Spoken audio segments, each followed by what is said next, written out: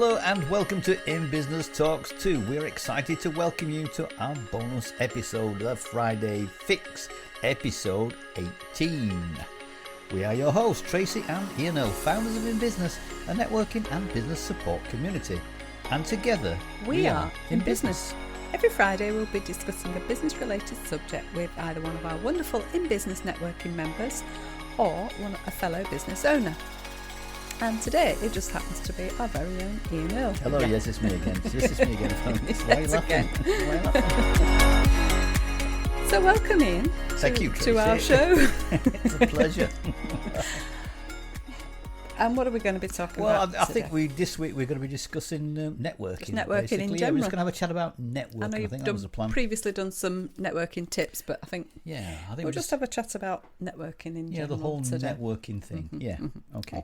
So I'm going to start by asking you, would you say it was worth investing in networking for your business? Notice I said investing and not shelling out, paying for. Yeah. Because investing is more of, it's not a cost. You've not got to look at networking as a cost for your business, have you? You've got to look at it as an investment. Yeah, definitely. Networking is an investment. And if you think of it, it should be perhaps part of your marketing strategy.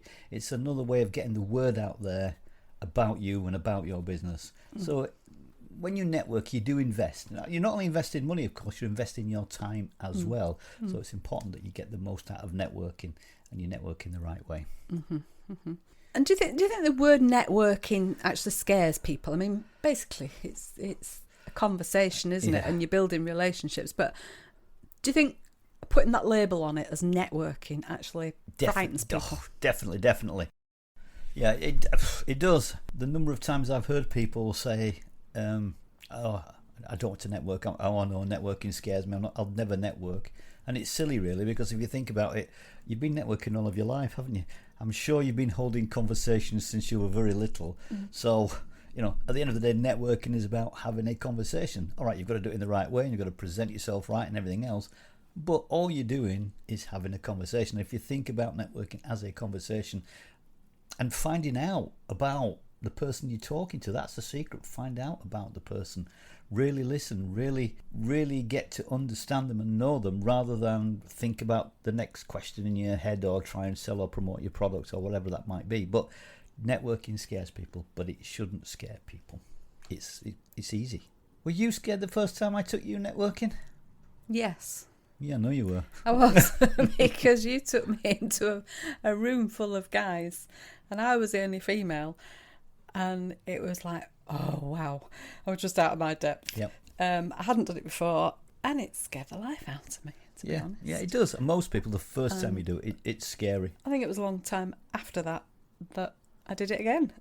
Yeah. So, and yet now... You've scarred me for life. Yeah, I have. No. And yet now, you were in a networking group, and not that long ago, you were stood in front of a room full of people, talking to people and networking. It's like anything else. It's practice, isn't it, really? It's just getting used to it. I remember my first time, a bit like I took you to, was a B&I meeting. And I'd never been on to a networking meeting before. And it was I got to the venue, started off at the bottom of the spiral staircase, worked my way up, worked to the top floor. And as I got nearer to the top floor, the noise became louder and louder. I opened the door to get to the booking in table, and there was a room of about 35 or 40 people there, and I thought, oh my God, what am I doing here? Why am I here? Suddenly I've nothing to say. What am I going to do? Anyway, I paid my £10, and to be quite honest, the people were really nice. They took the £10 off me, but if I'd not paid the £10, I think I'd have run away.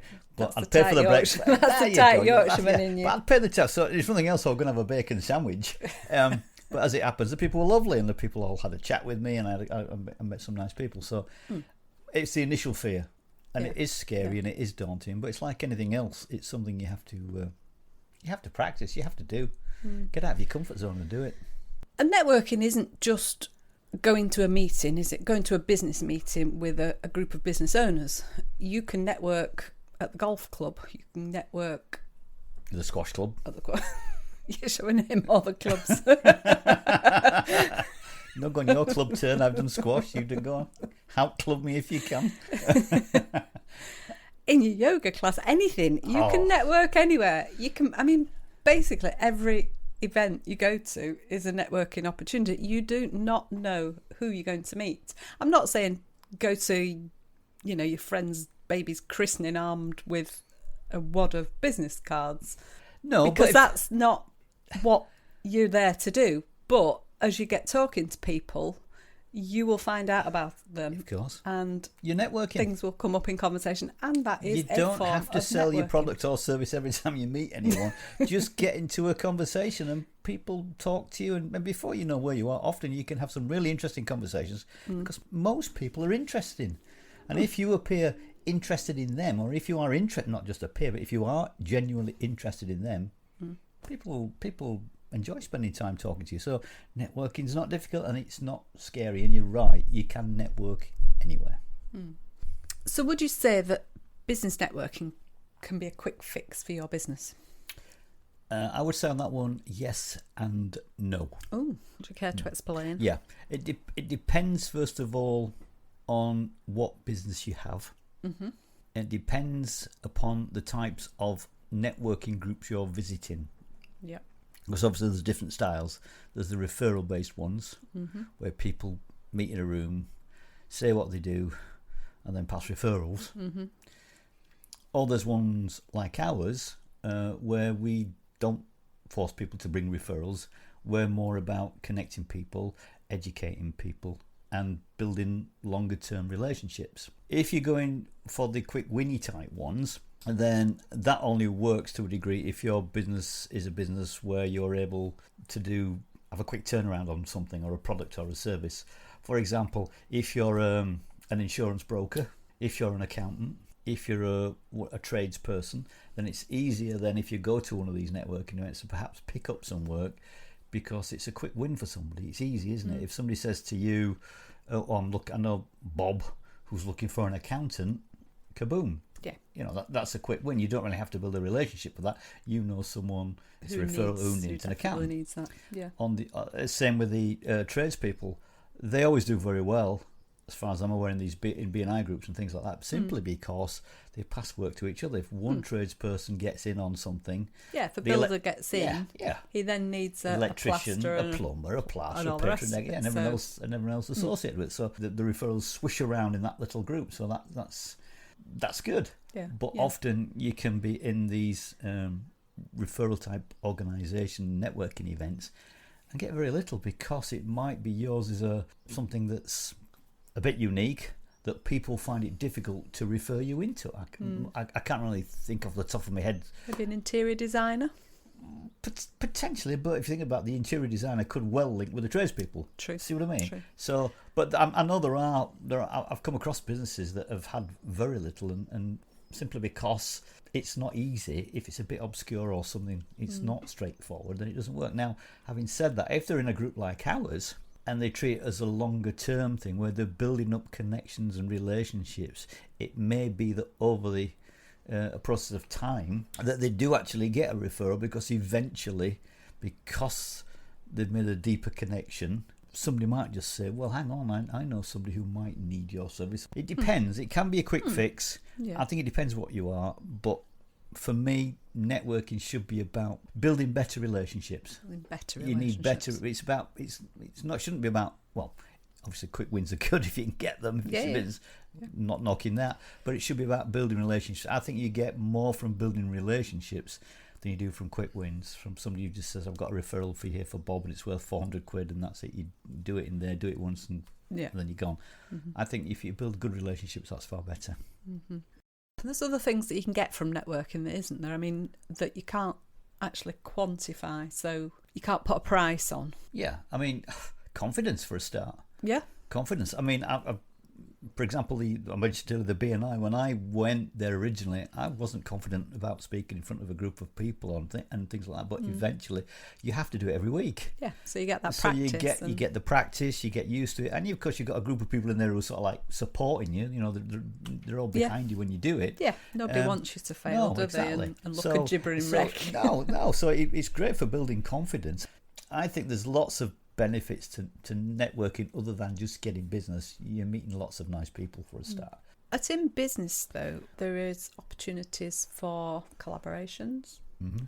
There's also opportunities to learn something that you can go away and apply to your business, which may then bring you in some extra revenue. You might have tweaked your website so that you get more visitors who then convert to customers. Yeah, all we share knowledge as well, don't we? I mean, there's like the apps and the websites that people mention that we regularly post out there, don't we? Saying, look, we've come across this app or this website. And you never know. I mean, that website or that app might make a huge difference to somebody's business. It might save them thousands of pounds. It might take them in a different direction. Anything could happen. So there are some intangibles to networking. Networking. It's not always about a monetary value. No, you're right. So what advice can we leave our listeners with today? I would say basically get out of your comfort zone and try some networking events. Doesn't matter what it is, just give it a go. The more you do, the better you'll get. Try and have an engaging conversation. Try to make sure that you do more listening than talking. Find out about the person. Be genuinely interested, should I say. Be both if you can. And of course, more importantly, be yourself. Don't try to be someone you're not. Just be you. So why not come along to In Business and practice your skills? We've got some lovely people in the group. You'd be more than welcome. Wouldn't they, Tracey? Absolutely. Right, on that note, I think we're almost at the end of this week's show. But before we go, we're excited to tell you about our In Business Talk 2 episode this coming Tuesday. Our special guests on Tuesday's podcast are Connor and Jack of Assured Marketing. We're looking forward to speaking to them and digging deeper into their experiences as a business partnership. And would you like to mention your book, Ian? Oh yeah, I forgot about my book. Well mentioned there, Trace. Yes, I've got a book out, guys. It's How to Improve Your Business Networking Skills, 52 tips, available on Amazon, and it's got 52 wonderful tips, 52 tips to help you improve your networking skills. So there you go. He's sat here with it in his hand. Obviously you can't see that. The book. So thanks so much for joining us this week on In Business Talks 2 Friday Fix. We hope you've enjoyed it. And if you have, all we ask is that you simply tell a friend about the show. We'd really appreciate it. Until next time, this is Ian and Tracey. And together we are In Business. Goodbye. Goodbye.